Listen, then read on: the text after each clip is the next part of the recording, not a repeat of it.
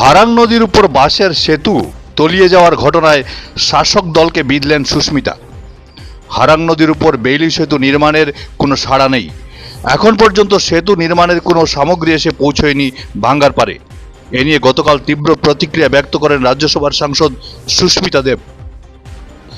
গতকাল সকালে বাঁশের সাঁকো ভেঙে পড়ার খবর পেয়ে ভাঙ্গার পারে ছুটে যান সুস্মিতা। সেখানেই দাঁড়িয়ে সরকারকে বিধেন সুস্মিতা। Bureau report, Barak. আজকে সকালে আমার কাছে গ্রামবাসীর কিছু ফোন গেল যে এখানে একটা বাঁশের ব্রিজ আপাতত চলাফেরা করার জন্য, যেটা হারাং ব্রিজ ভাঙ্গার পরে করা হয়েছিল, এই বাঁশের ব্রিজটাও ভেঙে পড়েছে এবং আজকে প্রায় 16 দিন হয়েছে হারাং ব্রিজটা ভেঙে পড়েছে এবং সরকার থেকে বলা হয়েছিল 12 দিনের মধ্যে বেলি ব্রিজ এনে এখানে ব্রিজ লাগানো হবে। আজকে 16 দিন হয়েছে, বেলি ব্রিজ আসেনি।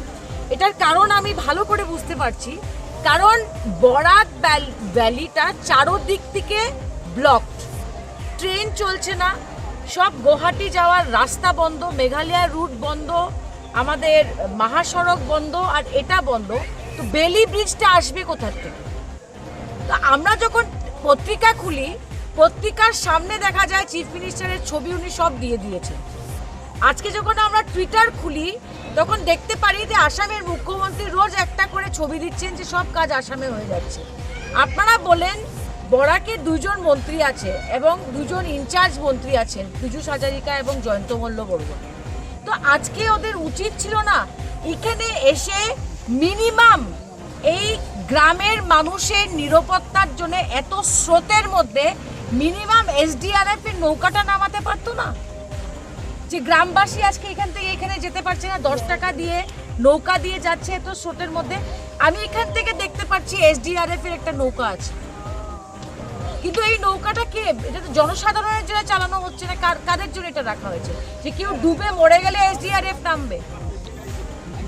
এটা কি ধরনের পদক্ষেপ নিচ্ছে প্রশাসন আমি বুঝতে পারিনি। 1 নম্বর, বরাক ভ্যালি প্রত্যেক বছর বর্ষার সময় আমরা চারোদিক থেকে ব্লক হয়ে যায়। এটা বছরের পরে বছর হচ্ছে, কে মোদি আর কে হেমন্ত বিশ্ব শর্মা। আর 2 নম্বর কথা, যেখানে 2 জন তাবর মন্ত্রীরা এসে বলে গেছিল 12 দিনের মধ্যে বেলি ব্রিজ আসবে, ওই ব্রিজটা কোথায়? আজকে বাঁশের ব্রিজটা ভেঙে গেছে। তো গ্রামের মানুষের নিরাপত্তার জন্য একটা মিনিমাম এসডিআরএফ নৌকা নামাতে পারে না? যেটা আমরা শিলচর টাউনে দেখেছিলাম, যখন ফ্লাড হয়েছিল তখন এসডিআরএফ এর নৌকা দিয়ে মানুষকে বাঁচানো হয়েছিল। আজকে যদি এই নদীর মধ্যে কেউ ডুবে মরে, এটার দায়ী কে থাকবে? মুখ্যমন্ত্রী না প্রশাসন? ডিসি যাদব ছুটিতে আছেন, আমি এডিসির সঙ্গে কথা বলেছি, কালকে আমি দেখা করবো, পারলে আমি আজকেই দেখা করবো।